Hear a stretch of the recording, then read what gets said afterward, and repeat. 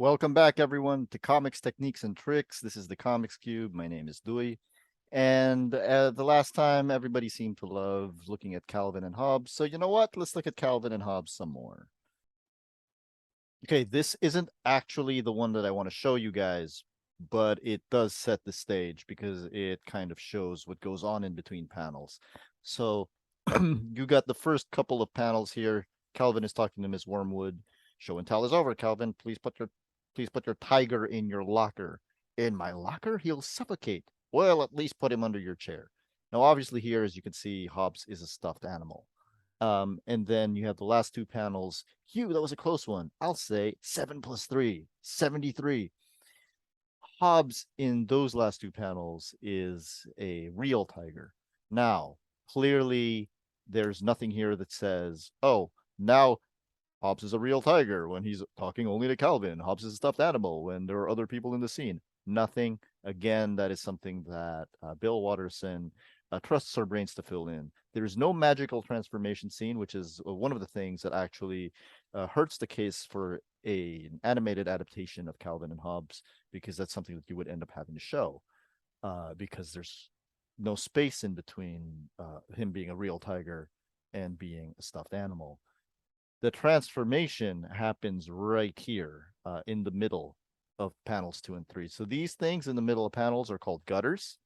And Scott McCloud postulates in his book, Understanding Comics, that this is exactly where the work happens, the magic of comics happens, because we fill in the gaps in our minds. So we know exactly what happens in between these two panels. Calvin is left alone, and Hobbes to him is a real tiger. Okay, why am I showing this? I'm showing the importance of gutters because I wanted to talk about the next couple of strips.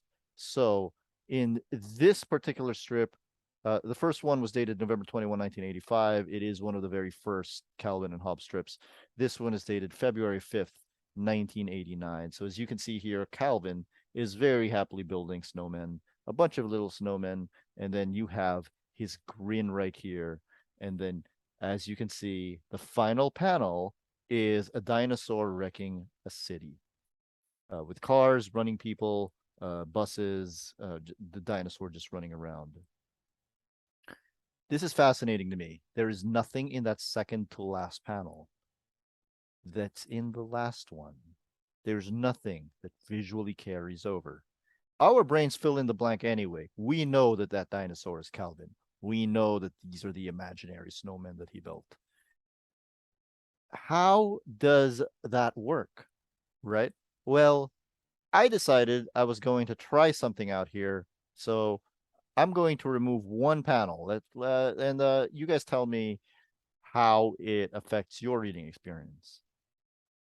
Boom. Okay, I removed the panel of Calvin grinning right before the panel of the dinosaur. It's not quite the same, is it? Now, I've already shown you the strip as it's meant to be, right? So I'm not going to ask you if the transition is still clear. You know how it's supposed to be. But doesn't it feel off? The thing that matters is this grin, because it's essential. Going from Calvin, going from happy Calvin to the dinosaur that's ruining the city is so random that this is the connector. The feeling is the connector. It's not anything else. It's the feeling of mischief. It is interesting that our brains work that way. We take it for granted. I'm going to show you another one. This one is dated January 28, 1995. So this was in the last year of the strip. Here's a little dog. Calvin's walking. How in the world did you get into the bathroom and back so fast? Now, obviously, we know what happened. Calvin peed on a tree or something, or peed in the snow. And that's why he's being represented by a little dog. There is absolutely nothing in that first panel that is the same as the second panel, except for the fact that Calvin has dots for eyes. The dog is happy and Calvin is happy. They're not even smiling the same way. Yes, we know that's Calvin's hair in the first panel. But for a first-time reader, Calvin's hair isn't even shown in the second panel. So there's no way to use that as a connector. We know Calvin peed outside because his dad asks how he went to the bathroom and back so fast. And we know dogs pee outside. There are a couple of things that connect the panels together. So one is the relative size of the dog to Calvin. They're about the same. So we can see uh, visually, we read right to left to right so that we can actually just kind of see it, as it moves forward.